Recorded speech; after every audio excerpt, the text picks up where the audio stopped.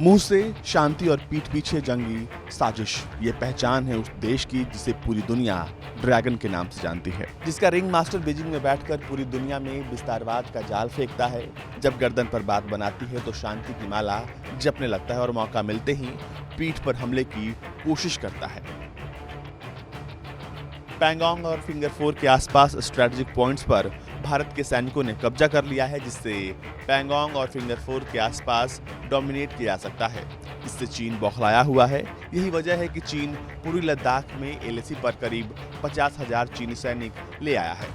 Xinjiang और Tibet airbase पर लड़ाकू विमानों की तैनाती कर रहा है। करीब 150 लड़ाकू, बम वर्षक और दूसरे विमान तैनात किए हुए हैं। ये चीन की नए पैंतरेबाजी है। एलएसी पर तनाव घटाने के लिए कहां से पीछे हटना है और कहां वो सैनिकों और सैन्य साजो सामान का जमावड़ा कर रहा है, जाहिर है उसकी नीयत में खोट है।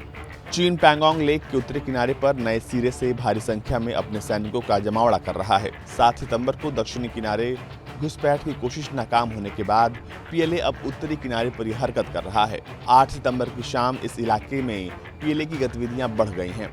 पीएलए की चाल बताती है कि चीन के दिमाग में कोई और खुराफात चल रही है। सरकारी सूत्रों के मुताबिक इलाके में चीनी सैनिकों की संख्या बढ़ी है। नए अस्थायी मोर्चे बनाए जा रहे हैं। चीन की हरकतों को देखते हुए भारत ने भी अपनी उसी अनुपात में सैनिकों की संख्या बढ़ा दी है और उनकी गतिविधियों पर भारतीय सेना की कड़ी नजर है।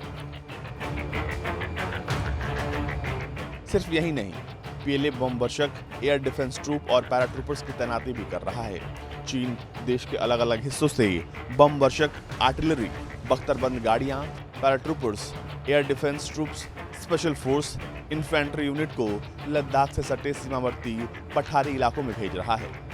PLA central theatre command air forces के H-6 बम वर्षक विमान और Y-20 मालवाही विमान को प्लेट्यू रीजन यानी सीमा से सटे पठारी क्षेत्र में तैनात किया है।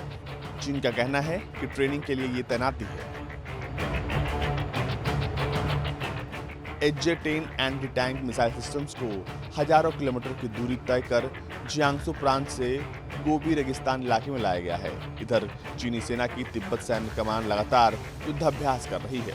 लेकिन एक बात तो साफ है कि जैसे अब तक चीन की धुलाई होती है, इस बात की पूरी उम्मीद है कि आगे भी भारतीय सैनिक चीन की गुस्ताखी पर उसकी धुलाई करते रहेंगे।